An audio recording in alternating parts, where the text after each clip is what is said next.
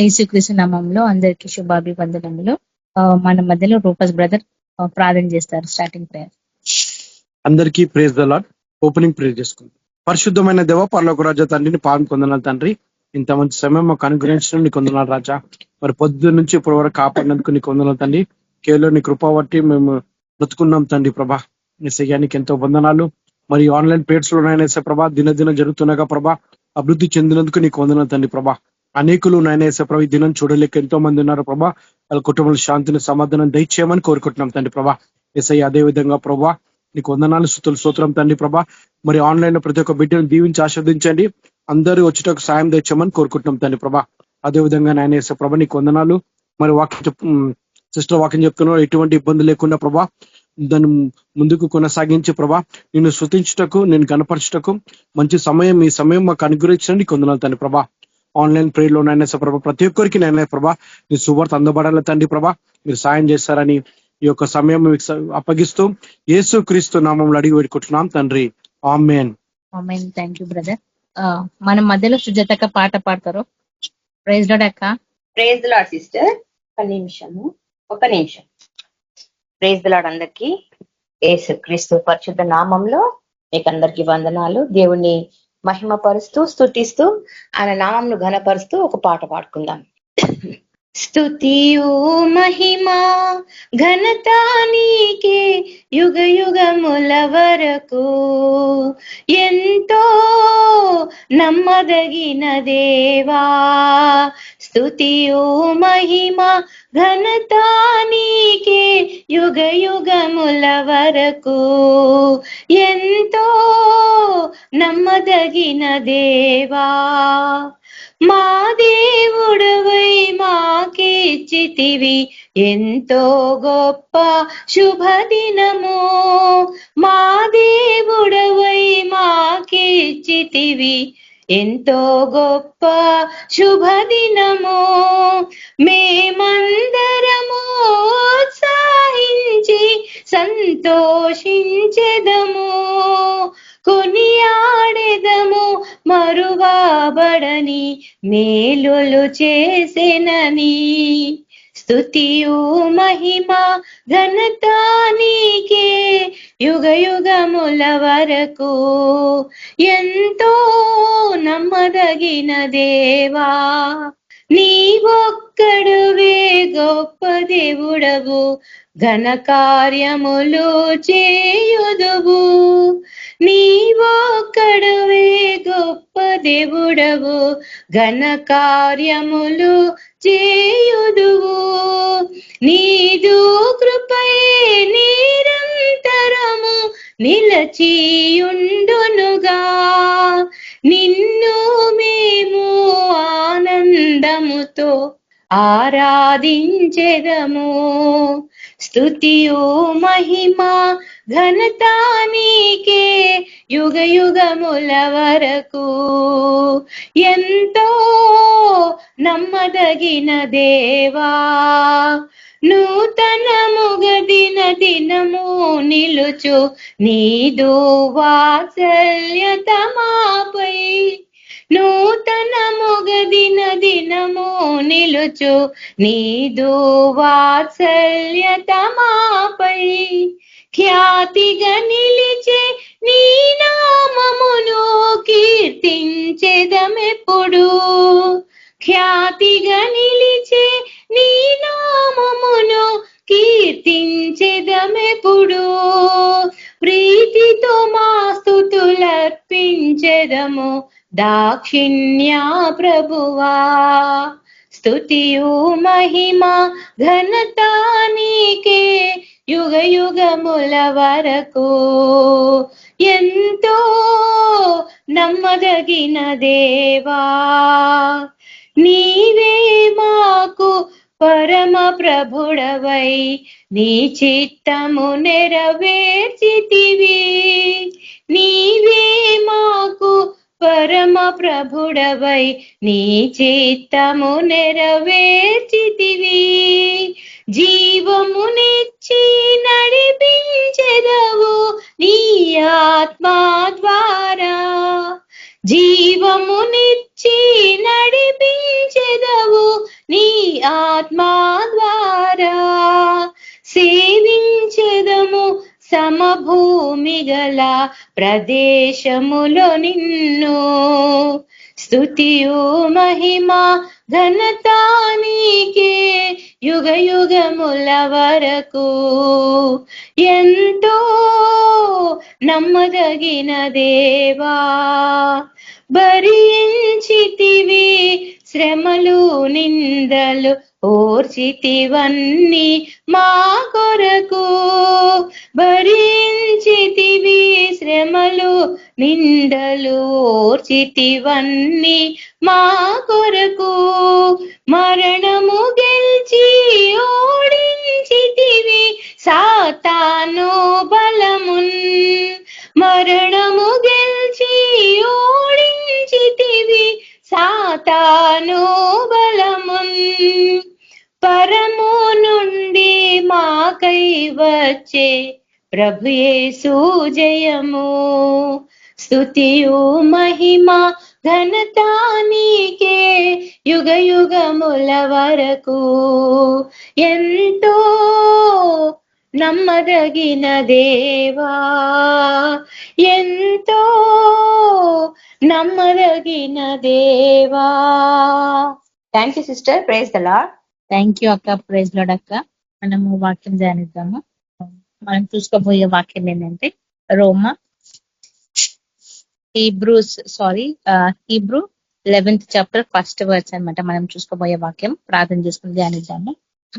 పరిశుద్ర మహోన్నతుడ సర్వోన్నతుడ సర్వ సృష్టికర్త సర్వాధికారానికి వందనాలు ప్రభా.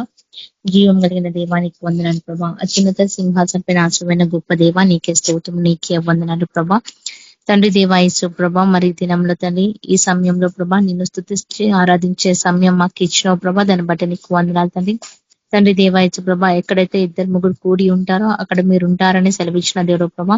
కాబట్టి ప్రభా మీరు మా మధ్యలో ఉన్నారనే ప్రభా మేము విశ్వసిస్తాం తండ్రి. తండ్రి దేవాయసు ప్రభా మాతో మీరు మాట్లాడమని ప్రార్థిస్తాం తండ్రి. తండ్రి దేవాయసు ప్రభా, మరి ముఖ్యంగా తండ్రి నా కొరకు తండ్రి శిల్వ మరణం పొందిన గొప్ప దేవుడు ప్రభా.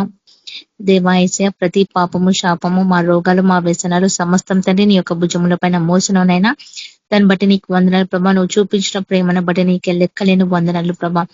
తండ్రి దేవాయసు ప్రభా మమ్మల్ని ఎంతగానో రక్షించుకున్న గొప్ప దేవా నీకే కృతజ్ఞతలు తండ్రి. తండ్రి దేవాయసు ప్రభా, మరి నాకున్న సొంత తరపులన్నింటినీ గద్దించండి, కొట్టివేసి ప్రభా నీ యొక్క చిత్తాన్ని అనుసరించి నడుచుకున్నటకు సహాయపడమని ప్రార్థిస్తుంది.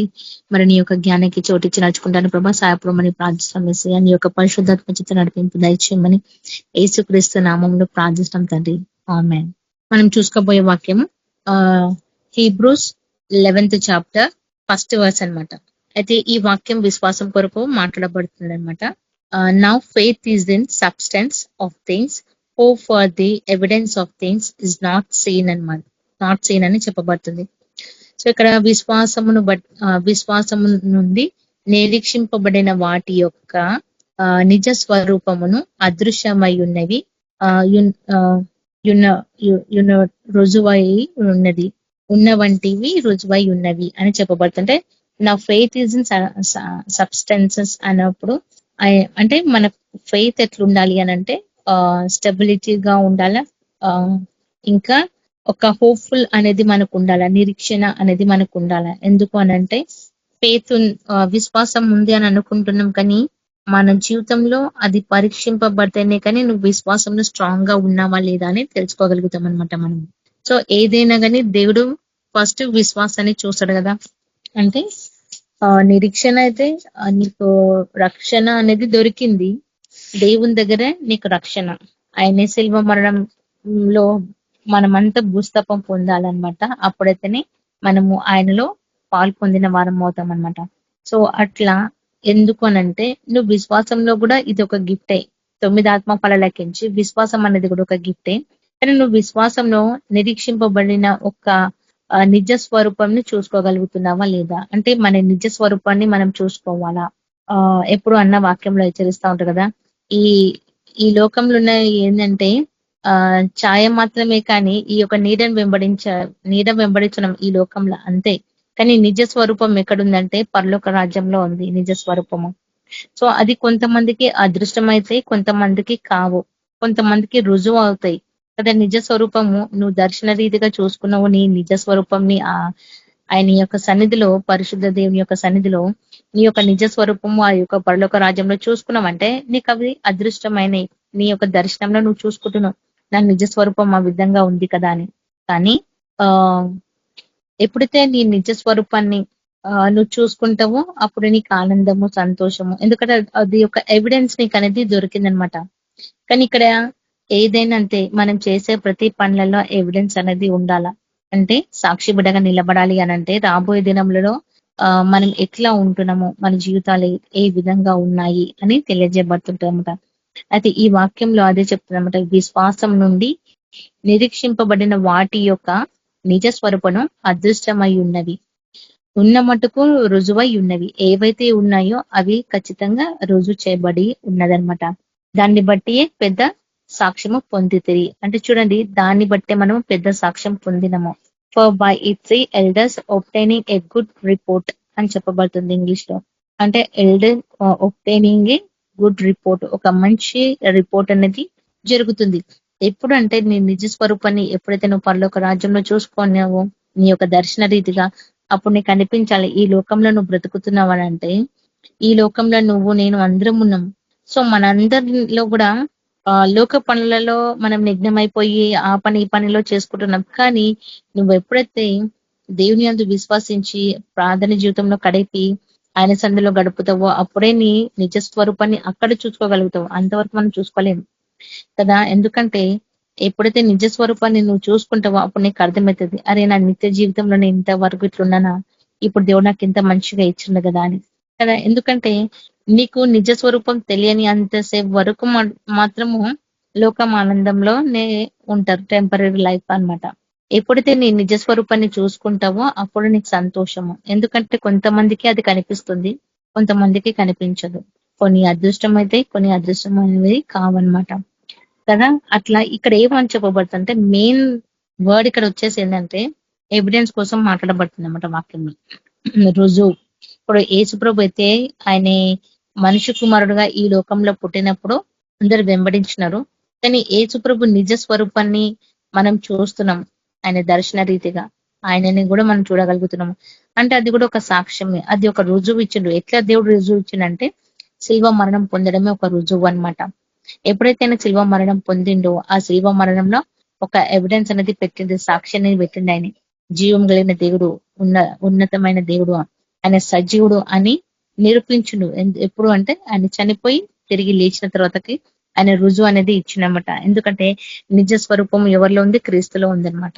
నువ్వు ఎప్పుడైతే దేవుని వెతకడం స్టార్ట్ చేస్తావో, ఎప్పుడైతే మనం దేవుణ్ణి హత్తుకొని జీవిస్తామో అప్పుడే మనకు నిజ స్వరూపం అనేది తెలియజేయబడుతుంది కదా. అందుకే ఇక్కడ ఫెయిత్ కొరకు మాట్లాడబడుతుంది.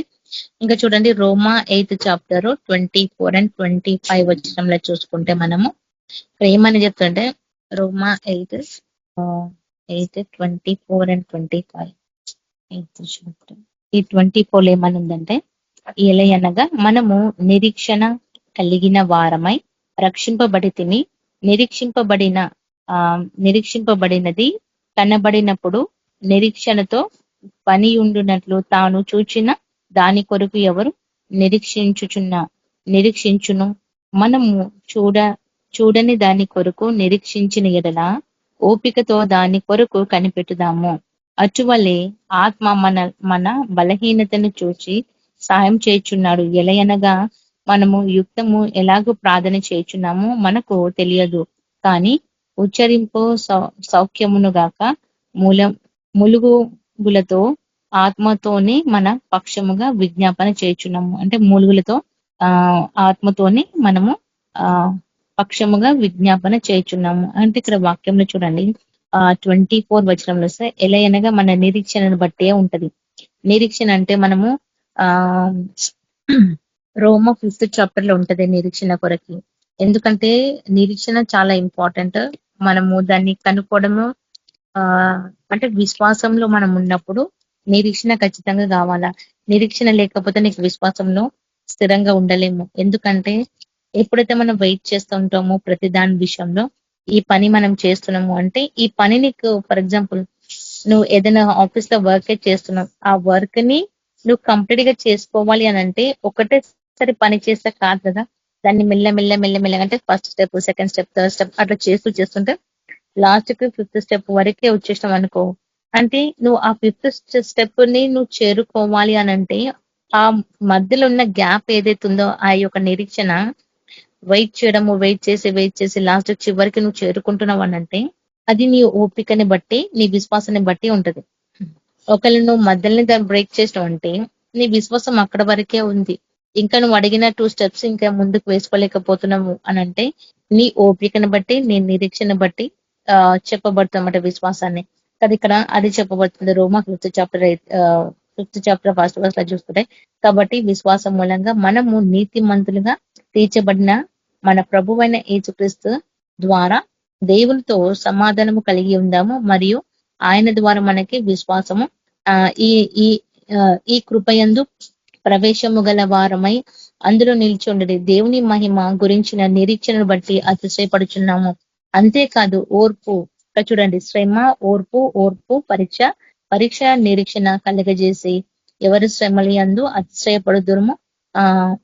ఎందుకనగా ఈ నిరీక్షణ మనల్ని సిగ్గుపరచదు. ఇది మెయిన్ రీజన్ అన్నమాట మనకు కావాల్సింది. ఎందుకంటే నీకు ఒక పరీక్ష వస్తుంది, ఆ పరీక్షలో నీకు ఓర్పు కావాలా. ఓర్పు ఉంటేనే నీకు విశ్వాసంలో స్థిరంగా ఉంటావు అనమాట. ఇక్కడ క్లియర్ గా చెప్పబడుతుంది. అంటే నీ నిజ స్వరూపాన్ని నువ్వు ఎట్లా కాపాడుకోవాలా కదా. నిజ స్వరూపం క్రీస్తులోనే ఉంది. క్రీస్తులో ఉందంటే డైరెక్ట్ గా నీకు అంటే నిజ స్వరూపం క్రీస్తులో ఉంది కాబట్టి నువ్వు ఆయన గుణగణం కలిగి నడుచుకుంటేనే, లేకపోతే నీకు అక్కడ నిజ స్వరూపం కనిపించదు. ఎందుకంటే కొన్ని మాత్రమే అదృశ్యం అవుతాయి, కొన్ని మాత్రం కావు. కొన్ని ఆ చూడగలుగుతాము, కొన్ని చూడలేమన్నమాట మనము కదా. నువ్వు ఎంతగా దేవుని ప్రేమించి ఎంతగా నువ్వు హత్తుకుంటావో అంతగా నువ్వు దర్శనాలు చూడగలుగుతావు. మనం కొంచెమే ప్రేమించి, కొంచెమే బైబిల్ ధ్యానించి, కొంచెమే ప్రార్థన చేసి కొంచెమే చేస్తే నీకు ఎక్కడికించి వస్తాయి ప్రేయరే కానీ, దర్శనాలే కానీ, ఇవే కానీ రావన్నమాట. ఎందుకంటే నువ్వు కంప్లీట్ హార్టెడ్ గా ఆయన స్థుతించాలా, కంప్లీట్ సోల్ గాని స్థుతించాలా, కంప్లీట్ మైండెడ్ గాని స్థుతించాలా. అది ఇక్కడ అదే చెప్పబడుతున్నమాట. నీకు వచ్చిన ప్రతి పరీక్షలో నువ్వు విజయం పొందాల్సిందే. ఎందుకంటే ఓర్పు తర్వాత శ్రమ ఉంటుంది, ఓర్పు ఉంటుంది. తర్వాత ఓర్పు వచ్చిన తర్వాత నీకు పరీక్ష మళ్ళీ వస్తుంది. మళ్ళీ పరీక్ష వచ్చినాక అప్పుడు నీకు నిరీక్షణ అనేది జరుగుతుంది. నువ్వు అట్లా 10 స్టెప్పులు ఎక్కాలంటే మధ్యలో నువ్వు ఎంత వరకు పడుతుంటావో లేస్తుంటావో అదే అన్నమాట జీవితము. సో ఆ జీవితం నుంచి మనము విడుదల పొందాలా, స్టెబుల్ గా మనం కావాలి అని అంటే నిరీక్షణ మనకి ఇంపార్టెంట్, విశ్వాసం ఒకటి ఇంపార్టెంట్ అనమాట. నువ్వు విశ్వాసంలో స్థిరమైన మనసు కలిగి ఉంటే ఖచ్చితంగా మనము విజయం పొందుతాం అనమాట కదా. ఇక్కడ అదే చెప్పబడుతుంది చూడండి. మళ్ళీ ఎలయనగా మన రోమాకు వచ్చేసి 8th చాప్టర్ లో చూసుకొని 24 లో చూసుకుంటే నిరీక్షణ కలిగిన వారమే రక్షింపబడితిమి. చూడండి, మనం నిరీక్షింపబడినము అంటే మనకు రక్షణ వచ్చింది. ఎట్లా వచ్చిందంటే ఏ కాలం నుంచో, అంటే జగతి పునాదులు వేయక మునుపు నుంచే, అంటే యేసు ప్రభు సృష్టి క్రియ చేయక ముందు నుంచే, అంటే పరలోక రాజ్యంలో ఉన్నప్పటి నుంచే ఆయనే ఈ లోకంకి రావాలి అని తీర్మానం చేసుకున్నాడు. ఆయన వచ్చినాడు దేవుడు. తర్వాత ఆయన వచ్చిన తర్వాతకు ఆయనకు తెలుసు ఖచ్చితంగా పాపం అనేది ఉంటుంది. ఎందుకంటే లూసిఫర్ చేసిన తప్పిదముని బట్టి చూసుకొని ఈ ఆదం అవ్వ తప్పిదము చేశారు. ఇంకా నా పిల్లల్ని నేను కాపాడుకోవాలంటే ఖచ్చితంగా నేను సిల్వ మరణం పొందాలా అని ఆయన ఎంతగా మన కొరకు వెయిట్ చేసిండు దేవుడు. తిరిగి ఆయన ఈ లోకంలో పుట్టినడన్నమాట. అంటే మీరు అర్థం చేసుకుని ఐజయాలో ఆయన దర్శనం చూసిండు ఒక 700 years బిఫోర్ అన్నమాట. అంటే చూడండి, ఐజయా యేసు ప్రభు పుట్టినట్లు దర్శనం చూసిండు. వాళ్ళు యేసు ప్రభు ఫస్ట్ కమింగ్ కొరకు వెయిట్ చేశారు. యేసు ప్రభు యొక్క ఫస్ట్ కమింగ్ వాళ్ళు చూసారు. యేసు ప్రభు ఎప్పుడు పుడతాడా అని కదా. చివరికి కనుగొన్నది ఎంతమంది? 8 మంది. వాళ్ళు నిరీక్షణతో ఉన్నారు. వాళ్ళు విశ్వాసం కలిగిన వారు, ఇంకా నిరీక్షింపబడిన వారు. ఎందుకనంటే దేవుని యొక్క మాట ఖచ్చితంగా నెరవేర్చబడుతుంది అని ఆ నమ్మకం ఒకటి ఉంది. చూసిన దర్శనం నెరవేర్చబడుతుందని వాళ్ళకు ఆ నమ్మకం ఒకటి ఉంది. అంటే వాళ్ళు చూడండి ఎంత ఓపికతో ఉన్నారు, ఎంత సహనముతో ఉన్నారు, ఎంత నిరీక్షణ కలిగిన వారై ఉన్నారు. అంటే అందుకే యేసు ప్రభు పుట్టిన ఫస్ట్ కమింగ్ అని వచ్చిన తర్వాతకి, మళ్ళా యేసు ప్రభు చనిపోయిన తర్వాతకు, ఆయన సేవ జీవితం అంతా చేసిన తర్వాతకి మనకు రక్షణ అనేది వచ్చింది. అంటే అంతవరకు నీకు దేవుని కొరకు తెలియనంత సేపు వరకు జీవితం అంతా ఎట్లా అంటే ఏం అసలు ఏం తెలియదు, ఇంకా అంతేగా మనకి ఏం తెలియదు. ఆ పాపమైన జీవితంలో నుంచి దేవుడు మనకి ఏం చేసినట్టే విడుదల ఇచ్చేసి అంటే రక్షణ అనేది మనకి ఇచ్చిండు దేవుడు ఆయన శిల్వ మరణంలో. ఆయన శిల్వ మరణం రక్షణ ఇచ్చును. తర్వాత నిరీక్షింపబడిన కనబడినప్పుడు నిరీక్షణతో పని అయి ఉంది. తాను చేసిచున్న దాని కొరకు ఎవరు నిరీక్షించును? ఎవరు అంత హోప్ చేయబడ్డారు చెప్పండి. ఇప్పుడు కూడా మన టైంలో కూడా యేసు ప్రభు యొక్క రాకడ రాబోతుంది అని అందరికీ తెలుసు. దేవుని రాకడ త్వరగా రాబోతుంది అని అందరికీ తెలుసు. కానీ ఎవరు నిరీక్షిస్తున్నారు? ఎవరు కన్ను పెడుతున్నారు ఆయన రాకడ కొరకు? కదా ఇక్కడ అదే చూడు, మనము చూడని దాని కొరకు నిరీక్షించిన ఎడల ఓపికతో దాని కొరకు కనిపెట్టుము. ఓపికతోనంట మనం కనిపెట్టాలంట. But if we hope for that we see not then do with patience wait for it. With patience wait for it అంటే అంత పేషెన్స్ మనకు ఉండాలా. ఆయన రాకడ కోసం మనం కనుక్కొని జీవించాలని దేవుని యొక్క సువాత మనకు ప్రకటింప చేయబడుతుంది దేవుని యొక్క వాక్యాలలో. సో మనం కూడా ఆయన రాకడ కోసం కనుక్కుంటున్నామా లేదా? కొంతమంది కనుక్కుంటున్నారు ఆయన రాకడ కోసం, కానీ వాళ్ళు ఎంత కనుక్కున్నా ఏది చేసినా అది సైంటిఫిక్ లా వాళ్ళు మాత్రం చూసుకుంటున్నారు. కానీ తండ్రి చెప్పిండు ఆయన రాకడ కొరకు కనుక్కొని జీవించమని. కానీ తండ్రియే రెవల్యూషన్ ప్రకటనలో ఉంటది ఆయన రాకడ కొరకు తండ్రికే తెలియదని. సో ఇప్పుడు మనం అదే అన్నమాట. ఎందుకంటే నిరీక్షింపబడాలంటే మనకు ఓపిక కావాలి. ఈ చివరి డేసెస్ లో మనకు సహనము, ఓపిక, దీర్ఘశాంతం కావాలా. సో ఓపిక అయితే ఈ కాలంలో అయితే అందరికీ నశించిపోయింది. మరి దీర్ఘశాంతం కూడా కావాలి కదా. సహనం కావాలా, ఓపిక కావాలా, దీర్ఘశాంతం కావాలా. ఇవి మూడు అయితే మెయిన్ అన్నమాట. ఇవి ఎందుకంటే దీర్ఘశాంతం కావాలా.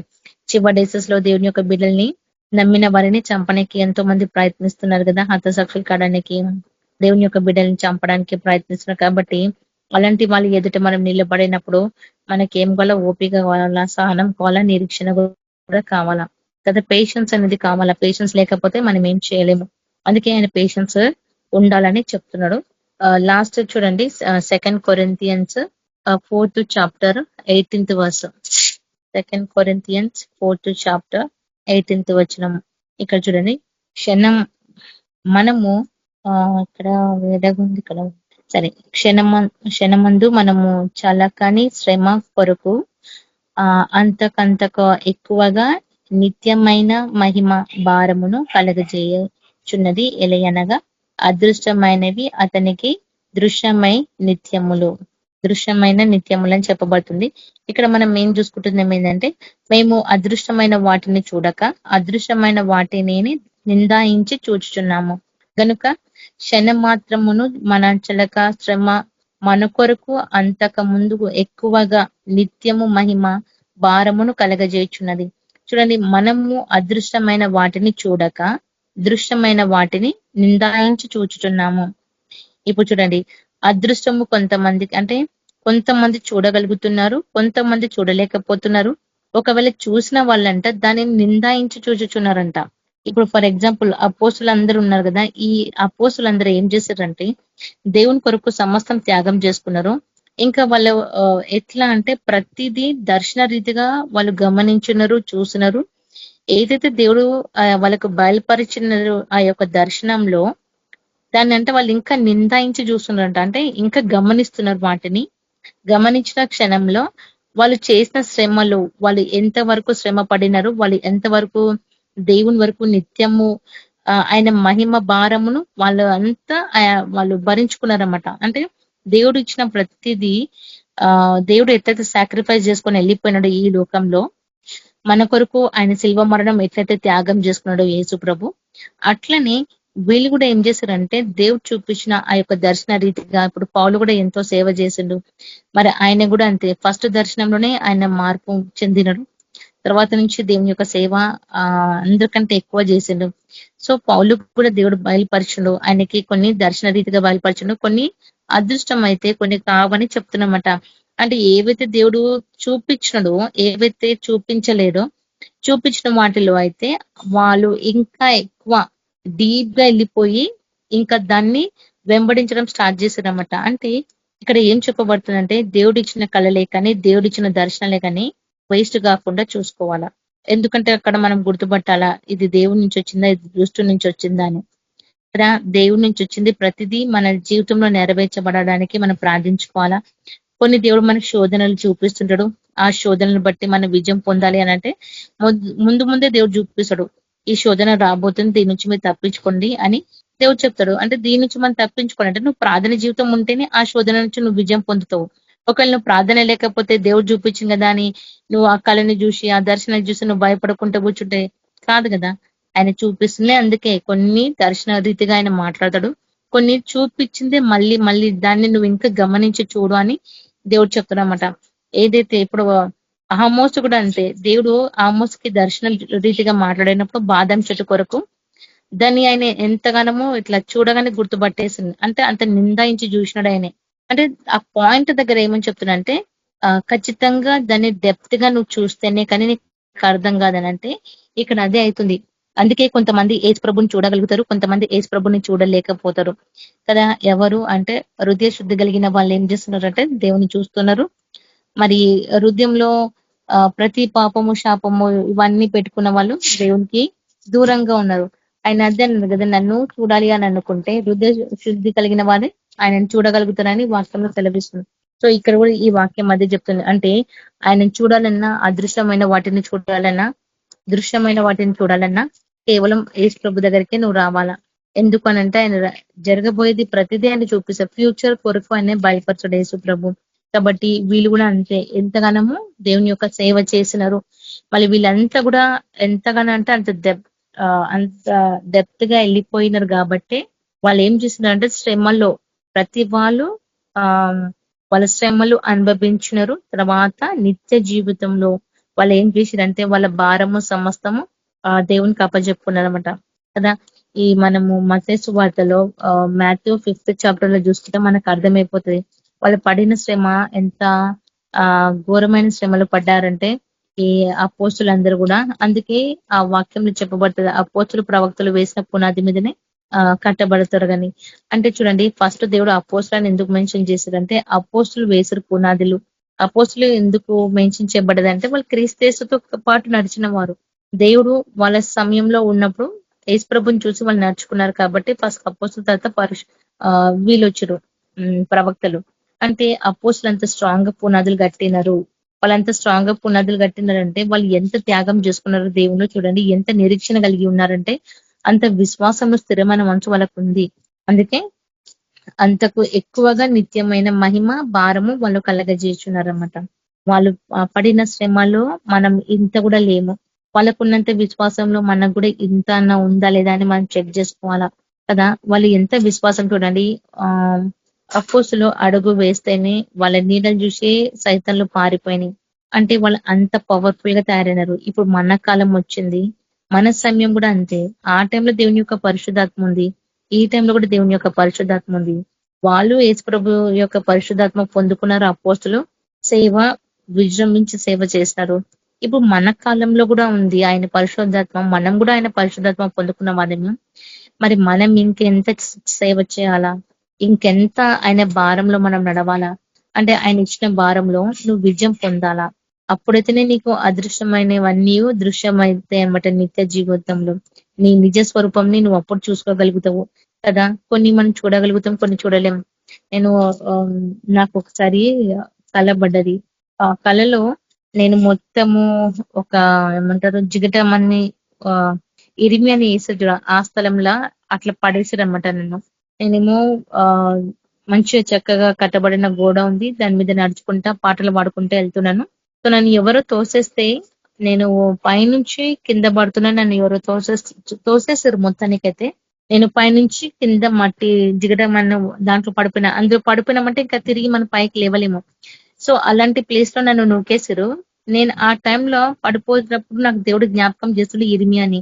సో నేను అదే ప్రార్థన పెట్టుకున్న, దేవా ఈ దర్శనము మరి కళను నాకు తెలియదు ప్రభా, ఇదైతే ఈ విధంగా వచ్చింది, నాకు ఈ శోధన కళని గద్దించి కొట్టివే ప్రభా, ఈ శోధన తీసేసే, నాకు అసలు దీని నుంచి నాకు విడుదల ఇవ్వు ప్రభా అని నేను 3 days ఆయన సన్నిధిలో ప్రార్థన చేసిన. నాకు ఎందుకంటే ఆ కళ్ళ పడినప్పుడు నాకు ఆ కళ్ళకి అర్థమైపోయింది, అమ్మో ఇంత ఘోరమైన పరిస్థితులు పడితే మనం మళ్ళీ తిరిగి లేవలేము, ఇది చాలా ఘోరమైన పరిస్థితి అని నాకు ఆ కళ్ళకి అర్థమైపోయి నేను నాకు మార్నింగ్ అవర్స్ ప్రేయర్ లో, నైట్ అవర్స్ ప్రేయర్ లో నాకు ఏ టైంలో దొరికింది ప్రార్థన, ఆ టైంలో మొత్తం నేను దేవుని అడుగుతున్న 3 days కంటిన్యూగా.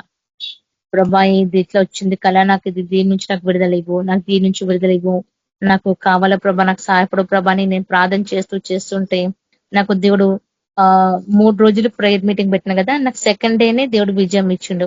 ఆ సెకండ్ డేలో చూసిన ఎట్లా అంటే ఫస్ట్ సెకండ్ థర్డ్ డే అనుకుంటా, థర్డ్ డే లోపలనే నాకు విజయం వచ్చేసింది.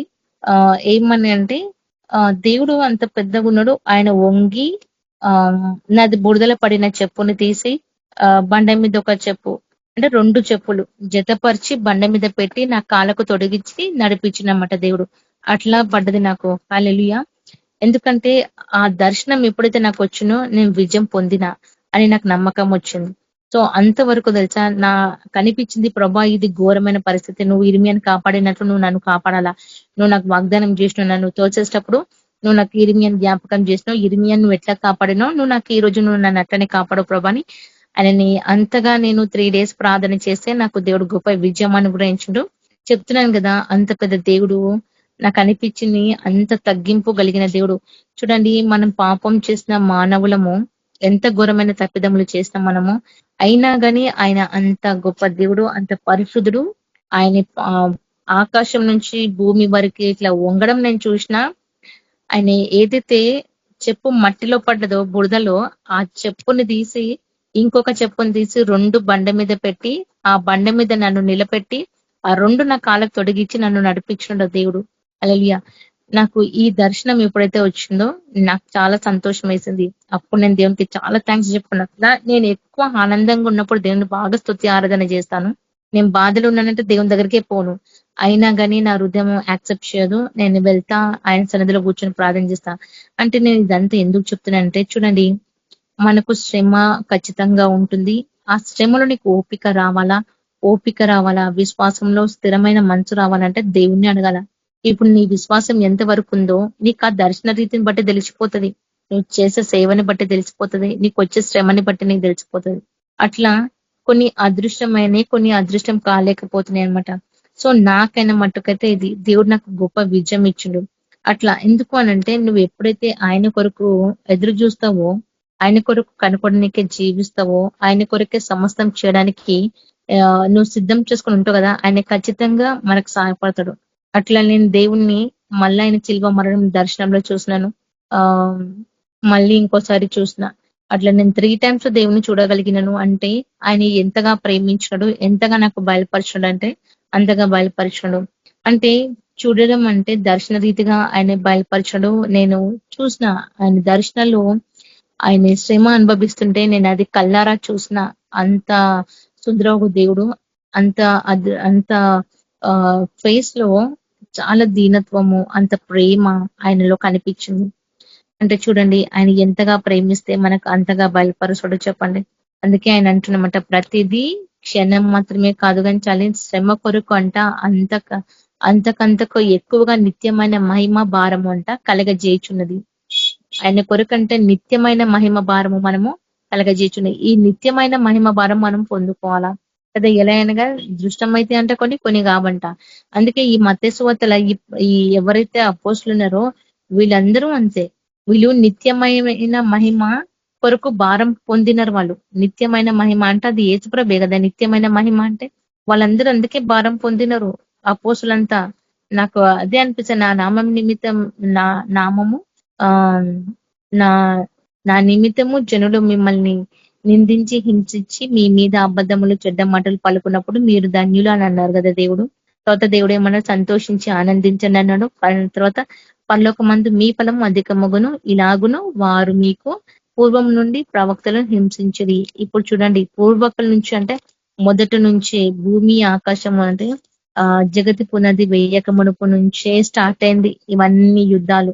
అందుకే ఆయన అంటుండు, ఎప్పుడైతే సత్యాన్ని వెంబడించి నడిచినప్పుడు యేసు ప్రభుని ఎవ్వడో యాక్సెప్ట్ చేయలేదు.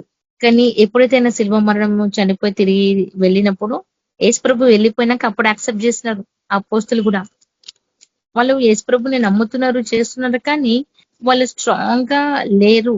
వాళ్ళు ఎప్పుడు స్ట్రాంగ్ అయినారంటే దేవుడు ఎప్పుడైతే వెళ్ళిపోయినరో మీ మధ్యలో నేను నివసిస్తానని దేవుడు చెప్పింది కదా, వాళ్ళు పరిశుద్ధాత్మ పొందుకున్న తర్వాత వాళ్ళు స్ట్రాంగ్ అయినారు. సో ఇప్పుడు కూడా అంతే, మనం పరిశుద్ధాత్మ పొందుకోవాలా, కడవరి వర్షం పొందుకోవాలా. మొదటి వర్షం అయితే అపోస్తులు పొందుకున్నారు, కడవరి వర్షం మనం పొందుకోవాలా. ఇప్పుడు మనమంట అపోస్తుల కంటే ఇంకా వీళ్ళకంటే ప్రవక్తలు వేసిన పునాదులే కానీ అపోస్తులు వేసిన వీళ్ళందరికంటేనంటే మనం ఇంకెక్కువ సేవ చేయగలుగుతామంట. అంటే చచ్చిపోయిన వారిని కూడా లేపేయగలిగినంత శక్తి దేవుడు మనకి ఇస్తాడంట. అద్భుత నచ్చే కార్యాలు కదా ఎన్నో. వాళ్ళు ఎట్లయితే సేవలో భూతల కిందులాగా చేసినారో మనం కూడా దానికంటే ఎక్కువ చేయగలుగుతామంట. దేవుడు చెప్పిండు మరి ఈ వచనాలన్నీ. ఎందుకంటే చూడండి, ఆయన ఎంతగా ప్రేమిస్తే మనకు అంతగా మనము ఆయన దగ్గరగా ఉండాలా. కానీ ఆయన మనం ప్రేమిస్తున్నాని చెప్పేసి మనం ఇష్టం వచ్చినట్టు జీవిస్తూ ఉంటాము. కానీ మనము జీవించే ముందు మనం గ్రహించుకోవాలా, నా కొరకు దేవుడు శిలువ మరణం పొందినడు, ఆయన కొరకు నేను ఏదైనా చేయాలా అని మనం ఆలోచన చేసుకొని ముందుకెళ్ళాలి. అప్పుడైతేనే నువ్వు ప్రతిదీ చూడగలుగుతాము కదా. అదృష్టమైన వాటిని నువ్వు చూడగలుగుతావు, ప్రతిదీ ఆయన దృశ్యాన్ని చూడగలుగుతావు అనమాట. దృశ్యమైన వాటిని చూడాలి అని అంటే కొన్ని విజబుల్స్ ఉంటాయి. మనము అరే ఈ విజబుల్ ఇట్లా ఉంది కదా అని అనుకుంటాం. కొన్ని విజబుల్ చూడలేకపోతాము, మన కళ్ళ ఎదుటనే ఉంటుంది కానీ అది కనిపించదు మనకి. కానీ కొన్ని మన కళ్ళ ఎదుట ఉంటే కూడా కనిపిస్తా ఉంటాయి అన్నమాట కదా. ఈ దృశ్యమైన వాటిని చూడాలి అని అంటే దేవుడు నీ ముందు ఉంటే కూడా నీ కళ్ళ కనిపించట్లేదు అనంటే ఆ దృశ్యం కావట్లేదు, నువ్వు చూడలేకపోతున్నావు. దేవుడు నీ ఎదుట ఉంటే కూడా నువ్వు చూడలేకపోతున్నావు అంటే మనము అర్థం చేసుకోవాలా మన బిహేవియర్ ఎట్లా ఉంది, మన క్వాలిటీస్, మన బిహేవియర్ కదా. ఆయన ఎప్పుడు మన ముందే ఉంటాడు యేసు ప్రభు. నీకు ఆ దేవుడు కనిపిస్తున్నాడు అని అంటే అప్పుడు నువ్వు దాన్ని ఇంకా నిందాయించి చూడాలా. ఎందుకనంటే దేవుడు ఏం బయలుపరచాడో, ఏం చెప్తాడో ఏంది అనేసి నిరీక్షణతో, ఓపికతో, నువ్వు సహనంతో ఆయన కనుక్కొని జీవించాలా కదా. అప్పుడైతేనే చూడండి అదృశ్యమైన వాటిని కానీ నిందాయించి చూస్తేనే మనకి చాలా మంచిది అని ఇక్కడ వాక్యం చెప్పబడుతుంది. ఎందుకంటే నువ్వు ఎంతగా నీ కళ్ళ ముందు కనిపిస్తున్నాడు దేవుడు అని అంటే నువ్వు ఆసక్తి ఇంకెక్కువ చూపించాలా. కొంతమందికి కళ్ళ ముందు కనిపిస్తే కూడా నమ్మరు, అందుకే దాన్ని నువ్వు నిందాయించి చూడమని చెప్తున్నాడు అన్నమాట దేవుడు. సో ఏదది కళ్ళతో మనం గుర్తుపట్టాలా, మన ఆత్మీయమైన కళ్ళు తెరుచుకోవాలా, మన ఆత్మీయమైన చూడ తెరుచుకోవాలా, మన ఆత్మీయమైన జీవితాన్ని ఆయన సమర్పించుకోవాలన్నమాట ప్రతిదీ. అప్పుడైతేనే మనకు విజయం అనేది వస్తుంది కదా. అప్పుడే నీకు నిరీక్షణ, సహనం, ఓపిక, దీర్ఘశాంతం అనేది వస్తుంది. కనుకొని జీవించాలా అని వాక్యం చదివిస్తుంది. ఇది ఈ వాక్యం దేవుడు దీవించుగా కామెంట్ మనం ప్రార్థన చేసుకుందాము. పరిశుద్ధుడ, మహోన్నతుడ, సర్వోన్నతుడ, సర్వ సృష్టికర్త, సర్వాధికారి నీకు వందనాలు ప్రభువ. కృతజ్ఞత స్తుతులు స్తోత్రాలు తండ్రి. పరిశుద్ధుడ, సర్వశక్తి మంతుడ, సర్వాధికారి నీకు వందనాలు ప్రభా. దేవాయసు ప్రభా, మరి ఈ వాక్యంలో చూస్తున్న ప్రభా ఎవిడెన్స్ అనేది చాలా ఇంపార్టెంట్ అని అన్నావు ప్రభా. కాబట్టి ప్రభా నువ్వు ఇచ్చిన అధికారనే కానీ ప్రభా, నువ్వు ఇచ్చిన సాక్ష్యనే కానీ ప్రభా మేము ఏది కూడా పోగొట్టుకోవద్దు తండ్రి. మరి మాకు సాయం చేయమని ప్రార్థిస్తున్నా తండ్రి. తండ్రి దేవాయసు ప్రభా, నిరీక్షణ బట్టి మేము ఉండాలా ప్రభా. ప్రతిదీ మేము సహనముతో, ఓపికతో, దీర్ఘశాంతంతో మేము ఉండాలి ప్రభా. కాబట్టి మాకు సహనము, ఓపిక, దీర్ఘశాంతము దయచండి ప్రభా. తండ్రి దేవాయసు ప్రభా, వీటన్నిటికంటే ప్రభా శ్రేష్టమైనది ప్రభా మరి నీ యొక్క పరిశుద్ధాత్మ ప్రభా. నీ యొక్క పరిశుద్ధాత్మ మాలో ఉంటే తండ్రి ఏ తప్పిదములు మేము చేయము తండ్రి. వేటిని కూడా ప్రభా మేము వేటినైనా కూడా ప్రభా మేము అసహించుకోలేం ప్రభా. కేవలం నీ యొక్క ప్రేమని చూపించే ప్రభా. మేము అసహించుకుంటుంది ఒకటే ప్రభా, ప్రతి పాపాన్ని మేము అసహించుకుంటాము. ప్రతిది కూడా ప్రభా ఈ లోకాన్ని తృణీకరించుకుంటాం ప్రభా. కేవలం ప్రభా ఆత్మీయమైన ప్రపంచాన్ని మేము చూడాలా, నిజ స్వరూపాన్ని మేము చూడాలా, పైన వాటిని మేము వెతకాలా, అనేకులకు నీ నీతిని సత్యాన్ని ప్రకటించాలా ప్రభా. కాబట్టి ప్రభా మాకు సహనం, ఓపిక, దీర్ఘశాంతం ఇవన్నీ కావాలంటే ప్రభా వీటన్నిటికంటే ప్రభా మీరే మా హృదయంలో ఉండుంటే ప్రభా మేము సమస్తం విజయం పొందిన వారం తండ్రి. కాబట్టి మాకు సాయం చేసి ముందుకు నడిపించమని ప్రార్థిస్తాం తండ్రి. మీరు వచ్చి మా హృదయంలో కూర్చోండి నైనా సాయం చేయండి ప్రభా. చివరి డేసెస్ ప్రభా, ఈ చివరి డేసెస్ లలో ప్రభా అందరూ స్వార్థంగా ఉన్నారు ప్రభా. ఈ స్వార్థమైన జీవితాలన్నీ క్యాన్సిల్ చేసి ప్రభా మరి యేసుక్రీస్తు నామములో ప్రభా ప్రతి బిడ్డ ప్రేమతో, సమాధానంతో నడుచుకున్నటకు సహాయపడమని ప్రార్థిస్తాం యేసయ్యా. నీకు లెక్కలేని వందనాలు ప్రభా, కృతజ్ఞతలు తండ్రి. తండ్రి దేవా యేసు ప్రభా, ఎంతో మంది బిడ్డలు ప్రభా రాలేని పరిస్థితుల్లో ఉన్నవారిని కూడా నీ కృపలో జ్ఞాపకం చేసుకుని ప్రభా వారిని యొక్క రక్షణ మార్గం నడిపించుకోమని ప్రార్థిస్తుంది తండ్రి. వచ్చిన ప్రతి బిడ్డని దీవించండి, ఆశించత నింపండి ప్రభా. రాలేని పరిస్థితుల్లో ఉన్న వారిని కూడా నీ కృపలో జ్ఞాపకం చేసుకుని ప్రభా వారిని కూడా వారి సేవ జీవితాలను కూడా ప్రభా దీవించాల్సిన చేత నింపండి ప్రభా. ప్రతి కుటుంబం చుట్టూ ప్రభా నీ యొక్క రక్షణ కవచం వేసి పెట్టండి. నీ యొక్క దూతల్ని కాపుదలగా దయచేయండి ప్రభా. ప్రతి కుటుంబంలో మీరు దిగండి ప్రభా, మాట్లాడండి ప్రభా. ప్రతి కుటుంబం కూడా ప్రభా నీ సన్నిధిలో ఉండాలా, ప్రార్థన జీవితం కలిగి ఉండాలా ప్రభా. కుటుంబంలో ప్రభా పరలోక శాంతి సమాధానం ఐక్యత చేత నింపండి మళ్ళీ ప్రార్థిస్తున్నట్టండి. ఏసియా మేము ప్రభా ఎంతగానో ప్రభా సహనము, ఓపిక, నిరీక్షణ కాబట్టి ప్రభా ఇవన్నీ కూడా ప్రభా మేము సహించడానికి, భరించడానికి ప్రభా నీ యొక్క శక్తి చేత, నీ యొక్క ఆత్మ చేత మాకు నడిపింపు దయచేయమని ప్రార్థిస్తాం తండ్రి. ప్రతిరోజు నీ పరిశుద్ధత్మ పొందుకోవాలి ప్రభా, నీ నీతిని సత్యం ప్రకటించాలి ప్రభా.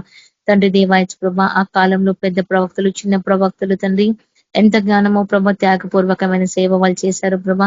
నీ నామానికి ప్రభా వాళ్ళు ఎంతగానో మహిమకరంగా జీవించినారు తండ్రి. కాబట్టి ప్రభా మేము కూడా ప్రభా నీ నామానికి ప్రభా మహిమకరంగా మేము జీవించడానికి మాకు సాయం చేయమని ప్రార్థిస్తుంది. ప్రతి చోట్ల మేము రుజువుగా ఉండాలా, సాక్షి బిడ్డగా ఉండాలా ప్రభువ. మాకు సహాయపడమని ప్రార్థిస్తాం తండ్రి. నువ్వు ఇచ్చిన సాక్ష్యాన్ని మేము చివరి వరకు నిలబెట్టుకోవాలి తండ్రి. ఏ పాపను మేము పడకూడదు తండ్రి. దేవా దుష్టుడు ఎంతగానో జల్లెడ పడుతాం ప్రభా. ఆ జల్లెలో అసలు ప్రభా ఏ బిడ్డ పడడానికి వీలేదు ప్రభువ తండ్రి. మేమందరం బయటనే ఉండాలా ప్రభా. ఆ జిల్లాలో ఏ బిడ్డ కూడా పడడానికి వీలేదు ప్రభా. మన ప్రతి బిడ్డని మీరు కాపాడండి, రక్షించండి ప్రభా. ఏ ఆత్మ కూడా నశించుకోవడానికి వీలేదు ప్రభా. ప్రతి ఆత్మ కాపాడబడాలా ప్రభా. సహాయపడమని ప్రార్థిస్తున్నా తండ్రి. దేవాయచ ప్రభా చివడేసెస్ కాబట్టి ప్రభా యుద్ధంలో ఉన్నవారం ప్రభా యుద్ధం ఎలా చేయాలంటే ప్రభా మాకు తెలియదు ప్రభా. కాబట్టి మీరే మాకు నేర్పించే దేవుడు ప్రభా. మాకు వీళ్ళకు యుద్ధం నేర్పించమని ప్రార్థిస్తున్నా తండ్రి. యుద్ధంలో మేము గొప్ప విజయం పొందుటకు తండ్రి మరి నీ యొక్క శక్తి చేత ప్రభా మీ యొక్క నడిపింపు మాకు అనుగ్రహించండి. నీ యొక్క ఆత్మాభిషేకము మాకు దయచండి. కడవరి వర్షం చేత మేము నింపబడాలా ప్రభా. ప్రతి దినం నీ యొక్క కడవరి వర్షం పొందుకోవాలా. అనేకులకు ప్రభా నీ నీతిని సత్యం ప్రకటించాలంటే ప్రభా మొట్టమొదటిగా ప్రభా మేం సరి అయిన జీవితంలో ఉండాలా ప్రభా. దేవా విన్న వారే కానీ ప్రభా, బోధించే వారికే కానీ ప్రభా సమస్తం తండ్రి మీరు మాట్లాడే దేవుడు కాబట్టి ప్రభా మేము కరెక్ట్ గా ఉండటకు సాయం చేయండి ప్రభా. నీ వాక్యం సెలవిస్తుంది ప్రభా. నీ వాక్యం ఏదైతే సెలవిస్తుందో ప్రభా దాని ప్రకారంగా మేము అనుసరించి నడుచుకున్నట్టు మాకు సహాయపడమని ప్రార్థిస్తున్నా తండ్రి. జీవం కలిగిన దేవానికి వందనాలు ప్రభా. అత్యున్నత సింహాసన ఆశ్రమైన గొప్ప దేవానికి స్తోత్రం తండ్రి. అల్ఫా ఒమేగా దేవానికి స్తోత్రం తండ్రి. దేవా నువ్వు రానయ్యున్న గొప్ప దేవుడు ప్రభా నీకు వందనాలు ప్రభా. కాబట్టి ప్రభా ఈ రాత్రి మాకు చక్కటి నిద్రను దయచండి ప్రభా. వేకులేచి ప్రభా నిన్ను స్తుతించుటకు, ఆరాధించుటకు సహాయపడమని ప్రార్థిస్తూ తండ్రి. అదే రీతిగా తండ్రి మా ఆత్మలు ఎల్లప్పుడూ మెలకువగా ఉండాలా ప్రభా. పౌరుషంగా ఎల్లప్పుడూ ఆత్మ మెలకువగా ఉండాలి ప్రభా. విశ్వాసంలో ప్రభా నిలకడగా ఉండాలా. పౌరుషం కలిగల, రోషం కలిగల ప్రతి కార్యంలో మేము ప్రేమతో చేయాలి ప్రభా. మరి ఈ వాక్యం మా జీవితంలో నెరవేర్చిన ప్రభా. మరి దేవాయసు ప్రభా మరి పాములను త్రేలను త్రొక్కుటకు ప్రభా శత్రు బలమంతటి మీద మాకు అధికారం అనుగ్రహించున్నానని సెలవిచ్చిన దేవుడు ప్రభా. ఈ వాక్యం కూడా మా జీవితంలో నెరవేర్చమని ప్రార్థిస్తున్నారు తండ్రి. తండ్రి దేవాయచు ప్రభా కంప్లీట్ హార్టెడ్ గా, కంప్లీట్ సోల్ గా, కంప్లీట్ మైండ్ గా నేను స్తుతించి ఆరాధించే బిడ్డగా మమ్మల్ని తయారు చేయమని ప్రార్థిస్తుంది. అదే రీతిగా తండ్రి మరి మా ప్రతి ప్రాణము, శరీరము, మా ఆత్మ సమస్తం మీ చేతుకు అప్పగించుకుంటూ ప్రభా నీ యొక్క రాకడికి మా అందరినీ సిద్ధపరచుకోమని యేసుక్రీస్తు నామంలో ప్రార్థిస్తాం తండ్రి. ఆమేన్. Praise Lord. జాన్ అన్న ప్రైజ్ లార్డ్ అన్న. అన్న బ్లెస్సింగ్స్ ఇవ్వరా? యేసు కృప పరిశుద్ధ నడిపింపు మనందరికీ సదాకాలం తోడైండును గాక. ఆమేన్. Praise Lord. ఆమేన్. ప్రైజ్ లార్డ్ అన్న. ఆమేన్. ప్రైజ్ లార్డ్ అందరికీ. ప్రైజ్ లార్డ్ అక్క. అందరికీ ప్రైజ్ లార్డ్.